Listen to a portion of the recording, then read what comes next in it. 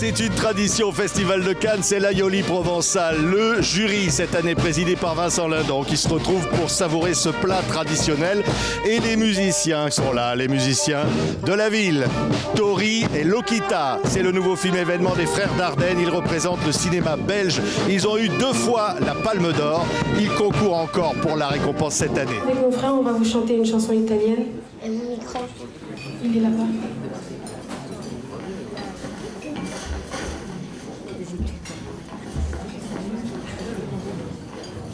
Quand on est arrivé en Sicile, il y a eu une femme, Paola, qui venait nous voir dans notre centre et elle nous a appris une chanson de chez elle. Alla fiera dell'est, per 2 soldi. Jean-Pierre et Luc Dardenne, ici au Festival de Cannes, avec un film incroyable, Tori et Lokita. J'ai assisté aux acclamations à la fin de la présentation du film. Ça vous touche comme ça, quand le film suscite autant d'émotions dans la salle? Oui, très fort. Oui, on a été très émus, on a été nous-mêmes surpris parce que ça montait en fait. Ça ne s'est jamais interrompu pendant le générique, qui dure quand même un petit temps.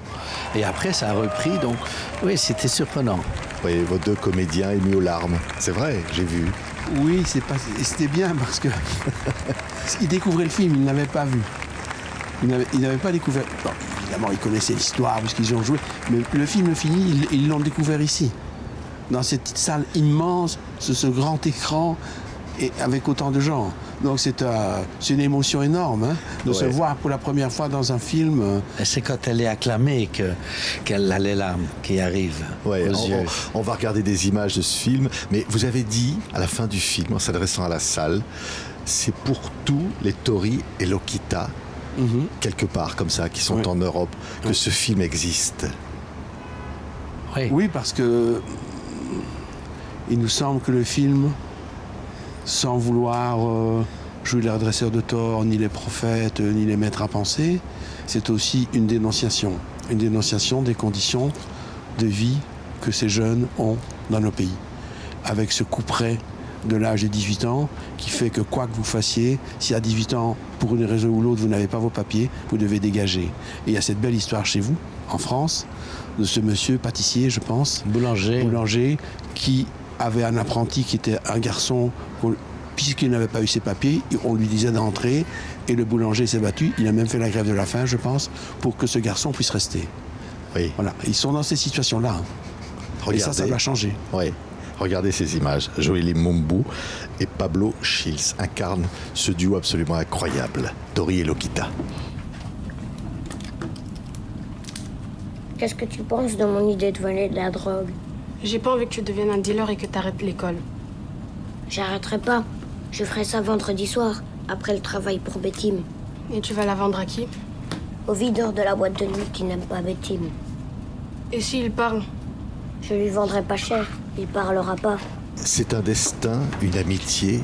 Ils se disent frères, mais ils sont frères de cœur. Pour l'administration, ils essayent de faire croire qu'ils sont frères, parce qu'ils veulent des papiers, même des faux papiers. Mais pour ça, ils rencontrent des choses absolument épouvantables.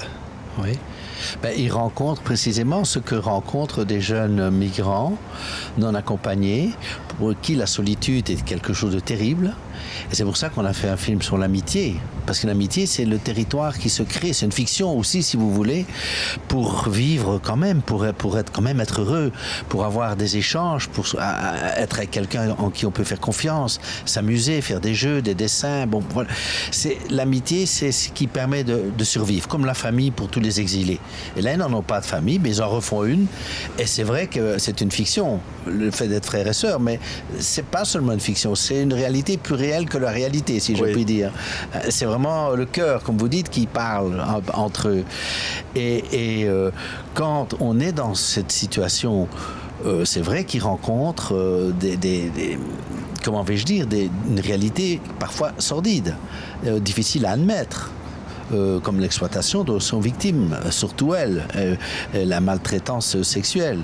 Et donc, c'est quelque chose qui survient d'autant plus qu'il y a cette épée de Damoclès des 18 ans. Parce que quand vous avez 16 ans, que vous êtes là, vous ne parvenez pas à avoir vos papiers parce que vous n'avez pas les arguments pour les demander, bien que vous êtes venu jusque-là, et qu'on vous dit non. Donc vous vous dites à 18 ans, moi je vais devoir partir. Donc qu'est-ce que je fais? Je ne vais plus continuer à essayer d'aller à l'école, je ne vais plus continuer à essayer d'apprendre un métier. Je vais tout de suite commencer à louvoyer, à essayer de trouver un peu d'argent à gauche, à droite, et c'est parti. Oui. Donc il faut vraiment modifier les lois de nos pays d'Europe pour arriver à ce que des mineurs n'aient plus cette épée de Damoclès au-dessus de la tête et qu'ils puissent poursuivre leur cursus scolaire, apprentissage d'un métier, voilà, et qu'ils ne doivent pas partir parce qu'ils ont obtenu évidemment leur diplôme, qu'ils puissent rester. Le film est absolument incroyable, je dis bouleversant, parce que vous les suivez à portée de regard. On est avec eux et dans la recherche où ils veulent se retrouver tous les deux, et la vie essaye de les séparer. Et ils ont besoin de se lire parce que c'est presque le seul lien d'affection qu'ils ont trouvé sur ce bateau qui les a amenés en Europe. Oui, c'est vrai que c'est le seul lien qui les tient, quoi. Et qui leur permet d'affronter la vie et en même temps d'aimer cette vie. Et ça se traduit aussi par des chansons qu'ils ont ensemble, des consolations à travers avec cette berceuse qui revient à plusieurs reprises. À la Fera de l'Est. Voilà, la Fera de l'Est, qui est la chanson qui est un peu leur petite hymne, si je puis dire, leur hymne à la vie, hein, qui est l'incarnation de leur amitié, et qui aussi, lorsque l'un des deux n'est pas là, le fait que cette chanson soit leur message annonce leur message téléphonique, ça fait vivre celui qui est absent, ça le rend proche. Donc c'est vraiment le film s'est basé sur la construction de leur amitié et comment cette amitié résiste et se bat contre l'adversité. Oui, et cette adversité qui est incroyable, hein, vous le disiez même, l'exploitation sexuelle, la violence sexuelle. Le petit garçon qui dit à Lokita, mais c'est pas toi qui dois te sentir sale. C'est eux qui devraient se sentir sales. Et le film nous dit ça, au fond. On devrait se sentir sale. Oui, en tous les cas, responsable de cette situation, essayer de faire quelque chose, que nous votions des lois, que nous évoluions qu'on perde certains préjugés aussi, qu'on ne voit plus ces gens comme une menace potentielle et qu'on ne dise plus on ne peut pas accueillir toute la misère du monde, mais seulement une partie. Mais non, on peut accueillir, au lieu d'accueillir 1000 jeunes, on peut en accueillir 2000. C'est pas un problème, hein, chaque année. Et c'est pas un problème pour les pays comme nos pays d'Europe, c'est pas un problème. Et c'est ça qu'il faut arrêter de penser que c'est un problème et surtout d'avoir peur de le dire parce qu'on se dit électoralement qu'est-ce que ça va signifier. C'est ça la peur aussi en fait. C'est pour ça, il est là le vrai problème. C'est que il y a une partie de la population européenne qui a peur et qui voient les jeunes migrants et les migrants en général, mais ici on parlait des jeunes mineurs comme une menace. Et les hommes et les femmes politiques se disent attention parce qu'on va peut-être augmenter le côté extrême droite de notre population, etc. Non, il faut expliquer, il y a un travail éducatif à faire, il faut oser en faire une vraie question politique et pas s'abriter derrière une série de peurs qui font qu'on ne fait rien. Oui, c'est un de vos films peut-être les plus humanistes et aussi, on l'entend, les plus engagés.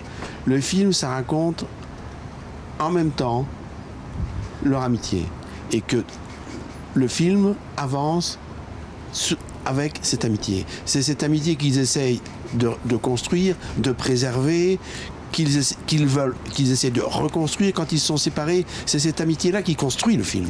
Et c'est vrai qu'il y a l'autre côté, à côté de cette amitié, de cette belle amitié, et aussi où on voit un peu leur naïveté d'enfant. Mais leur belle naïveté d'enfant, parce qu'ils croient à la vie, ils croient dans leur avenir, ils croient que leur rêve va se réaliser. Oui. Et donc, par rapport à ça, effectivement, la cruauté des situations dans lesquelles ils sont est d'autant plus terrible face à cette belle naïveté et face à leur amitié. Et c'est vrai que je l'ai dit à la fin de la projection que il y a un de nos deux personnages qui meurt. Mais il ne meurt pas pour mourir, si je puis dire. Il meurt pour dire « je ne devais pas mourir ». Comme le personnage tragique, il ne meurt pas parce qu'il doit mourir. Il meurt pour dire « je ne devais pas mourir, c'est injuste que je meure ». Donc c'est un appel à la révolte, je puis dire, à ne pas accepter cette mort. Oui. Donc c'est quand même, pour moi ça reste lumineux si vous voulez, même si c'est dur à encaisser, que ce choc émotionnel que le spectateur peut avoir, en même temps c'est quelque chose qui est montré dans son côté inacceptable pour justement ne pas l'accepter, pour le dépasser, pour voilà. Oui, vous avez dit, elle meurt pour qu'elle continue de vivre dans vous, en vous, dans le spectateur. Dans le spectateur. Mais c'est ça aussi que votre cinéma fait, c'est que cette émotion n'est pas gratuite. Cette émotion, elle est là au service de quelque chose de profond. Je disais d'humaniste, c'est vrai. Oui, bien sûr. Et le cinéma, c'est ça. L'humanisme est un beau mot, contrairement à ce que pensent certains. C'est vrai. Oui. Et alors on dit votre cinéma est un cinéma humaniste. Ça, c'est un compliment formidable. Tout à fait. C'est vrai. Oui. Ça a toujours été ça. Oui. C'est pour ça, au fond, que vous faites du cinéma.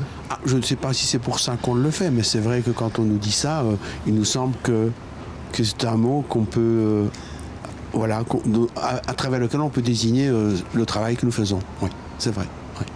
C'est et d'un optimisme qui, nous l'espérons, n'est pas angélique, mais d'un optimisme. Oui. L'optimisme, c'est de croire qu'en dénonçant, on peut changer les choses. C'est ça, oui, je pense que la dénonciation de cette situation dans le film, cette situation des jeunes migrants, à travers une histoire d'amitié qui est une histoire lumineuse, on voit que ce qui est en train d'être détruit, en tous les cas risque d'être détruit, c'est une belle chose, cette amitié qui s'invente, cette fraternité qui s'invente. Ce lien familial qui s'invente et qui n'est pas vrai, mais qui est plus vrai que vrai, si je puis dire. C'est beau. Donc, de voir ça qui est menacé, on se dit que pour le spectateur, il tremble avec eux. Et il vit ça avec eux, il se dit mais c'est pas possible, c'est trop bien, il y a quelque chose un bel idéal dans cette amitié. Il s'amuse en plus, il rit, il joue dans la chambre, il y a des dessins, il y a toutes ces choses-là. Et même quand il a cette idée du rouleau de dessin, de dire je vais pour aller la rejoindre clandestinement, quand même, il lui demandera plus tard, tu les as accrochés mes dessins, ils sont là, je suis près de toi en fait, même quand je peux pas être près de toi, grâce à mes dessins. Merci à tous les deux. Plus jamais de Tori et Lokita, enfermés qu'on ne voit pas, dont on ne connaît même pas les noms. D'ailleurs, à un moment, il dit c'est la jardinière, ou elle n'a pas son nom, elle n'a pas de nom au regard des autres, à part pour Tori. Voilà. Elle a un nom. C'est magnifique. C'est votre cinéma. Merci beaucoup Jean-Pierre et Lucas. Merci à vous. Présentés ici au Festival de Cannes. Merci. Merci. Merci beaucoup. Merci. Merci à vous. Voilà. Merci infiniment. Et bravo encore. C'est toujours un plaisir à la fois d'aller voir vos films.